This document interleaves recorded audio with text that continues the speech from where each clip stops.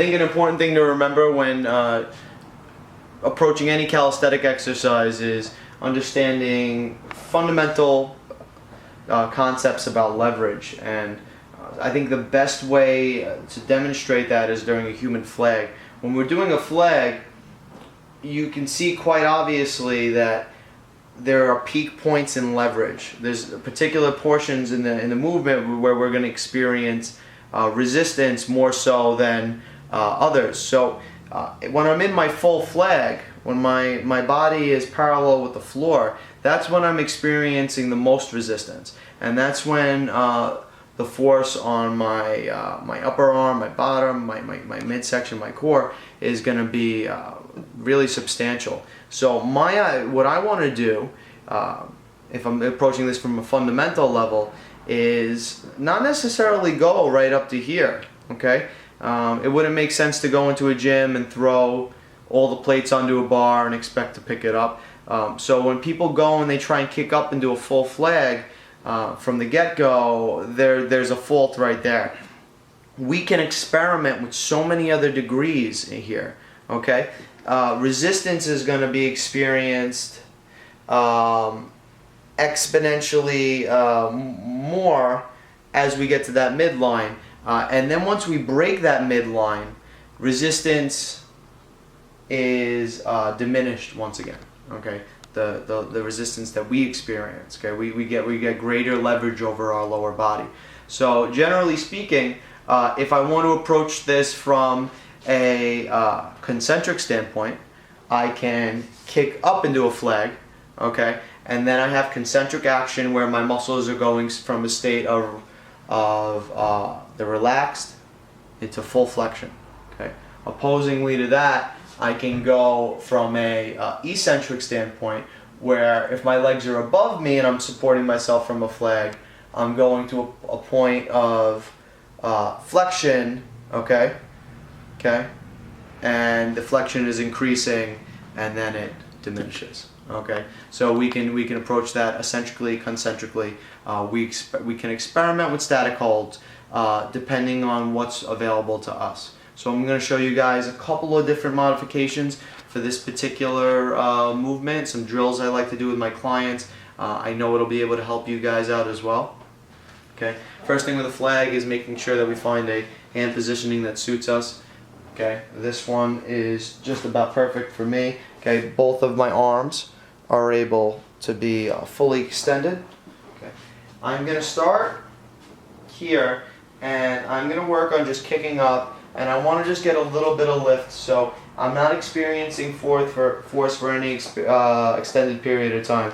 I'm just creating a little lift, and I'm coming down. Just like what we can do with handstands, where we're just kind of being a little playful with it. We're kicking up. We're not trying to stay in any fixed position, and we come right back down, very gracefully. Okay. Now, I want to mimic the motion that I'm going to be creating with my full flag as much as I can from a fundamental standpoint. So if I can have my chest facing the handles and then opening up, that's very similar to what I would be doing during a conventional human flag. So this gives me a chance to reinforce functional patterns, okay? Things that are going to really come into play when we get further down the line to more difficult progressions, and simultaneously just give us an idea of what this form feels like. I approach this just like a handstand in that I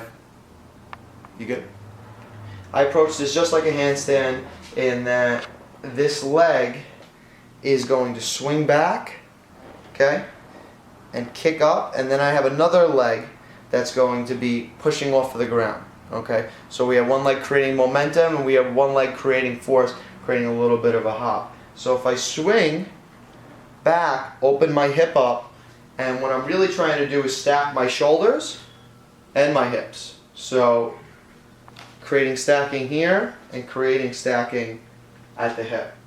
So I'm just going to kick, and I'm pulling from my arm with a straight arm.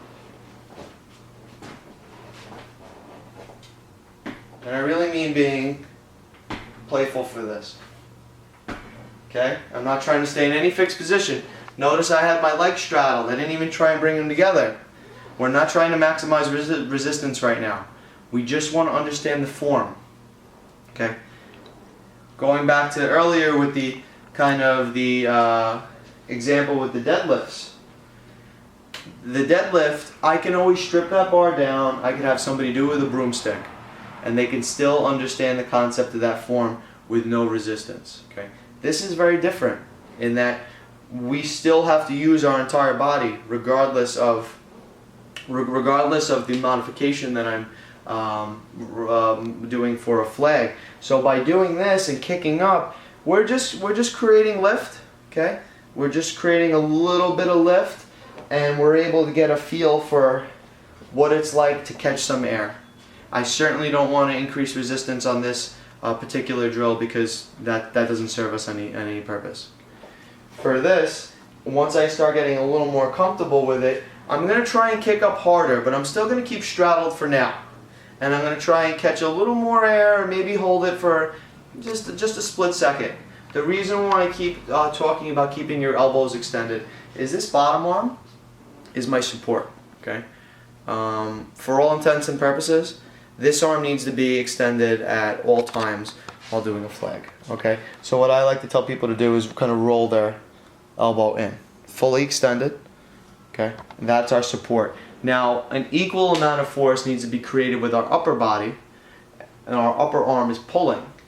Now, if I bend my arm, I just start talking about those compensations. I'm creating flexion in the bicep, and now the bicep is going to be doing the job of a much larger muscle group, which would normally be my lats, okay, and my entire lateral chain. So my internal, external obliques, okay, hip abductors, okay, and we want to be able to let those muscles be the prime movers. They're much more effective for lateral chain stability. If I'm trying to have my bicep act as a creating more force than some of those muscle groups, it's going to kind of be bound to fail. So if I kick up and try and catch some air, I'm really going to try and straddle as far as I can apart, and I'm going to try and get a little bit of height, a little more height. Okay?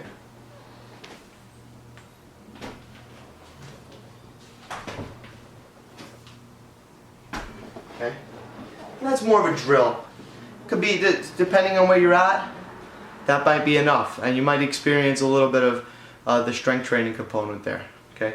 If you don't have somebody to spot you, you could experiment with that for a little bit and just kind of get an idea for what that feels like. Alternative to a spot, what we can try and do is break through that point of maximum resistance. Okay?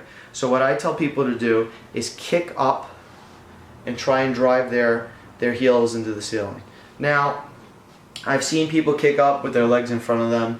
Again, I think that develops poor motor patterns because that's not what you're going to do later down the line, right? So if we can build up strength to bring our legs up this way, I would encourage you to do so. Okay? Now, once we're up here, some of you are going to bend your upper arm to keep yourself there, to stay tight against the bar. I'm going to say that's okay. Keep in mind that it's a lot harder to extend an angle, okay, to create, to change the angle of a given joint once it's experiencing a maximum amount of force. So if you're trying to extend your arm after you break that point, okay, when you get away from the handles, as your body begins to extend out, it's going to become more and more difficult to establish lockout. So it makes much more sense to establish lockout from the beginning and then going and following through. Same thing goes with our handstands, our planches, our levers. Okay, it's just a concept that it wouldn't hurt to kind of wrap your head around now. Okay, so for the flag, if I get up all the way, I could try and keep my arm locked out from the beginning, and I'm going to kick my legs up, and I'm going to almost try and keep them right up and back. Okay.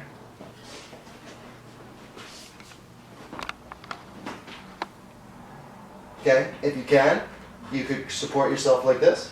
Okay, if there's something where you can put your feet on, or just keep them here. Alternatively, I know some people like to get into a little bit of a crow. Okay. Just like when we come down with from our handstands, I would encourage you guys to put one foot down at a time. Okay. Come down lightly. If you come down both legs and you crash down, you're more likely to sprain your ankle, possibly torque your knee in an uncomfortable way. Come down one foot at a time, distributing your weight, okay, as you come down from that. Now, the further you can bring your legs over you, the less resistance you're going to feel, because you end up creating a counterbalance, okay? Just like we said earlier in the interview, as your body extends out, you'll be experiencing more resistance.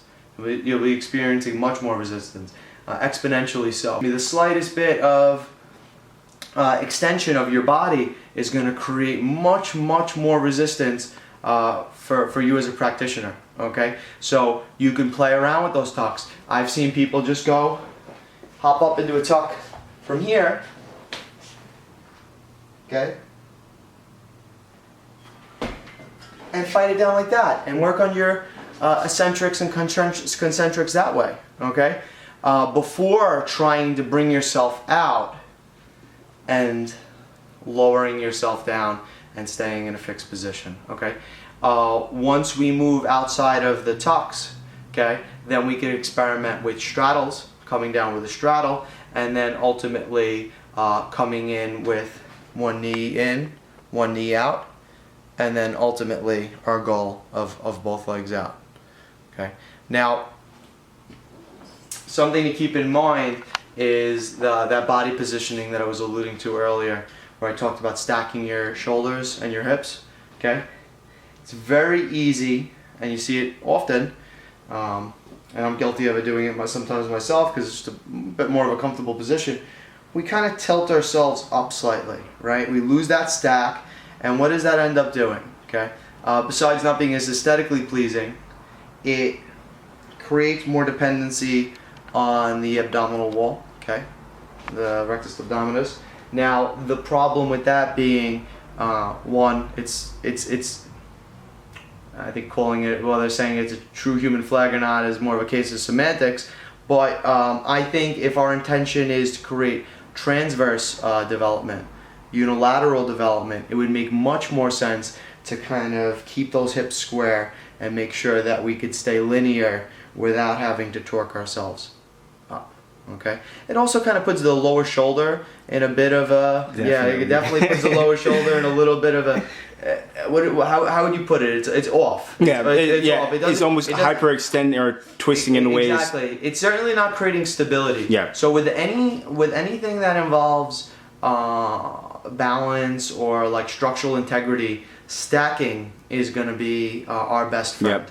Okay. So for your joints, especially for form, for strength. Sure, absolutely. So, and that's leverage again, right? So when things are stacked on top of one another, the structure is a lot more sound, and we don't have so much. We don't have to challenge the stabilizers nearly as much. So by squaring our shoulders, squaring our hips, we don't develop any kind of compensations. We certainly don't leave ourselves predisposed to injury. I think it leaves us with a stronger human flag in the long run. It might not enable you to be doing flags as long as you like, certainly not from the get-go, but I don't know about you, but if I say I can hold a 30-second flag, I want it to be the best looking flag you've ever seen. There you go. Right? And that's human flags fundamentals 101. There you go. You could pretty much apply all of those principles to later progressions. Listen, play around with modifications. If you get stuck on any given progression, sometimes just approaching it with a different drill, like kicking up from the top or coming down from the bottom, might be all you need to conquer the flag 1 degree at a time. 100%, and that's why playing around with it. Don't get stuck in one mode of, okay, if this is the only way to do it, that's the only way I'm gonna. Listen, we don't deal in absolutes, and that's a big thing I'm about. Is I can tell you what works for me, what works for my clients, principles that have carryover from a bunch of other different disciplines. But at the end of the day, if you find something that suits you, as long as you can back it up with a clear-cut like reasoning, right? Yeah, it's the reasoning that makes sense, sound, and it isn't going to leave you predisposed to injury. There you go. Do Do all. it. Yeah. There you go. Cool, Definitely. cool.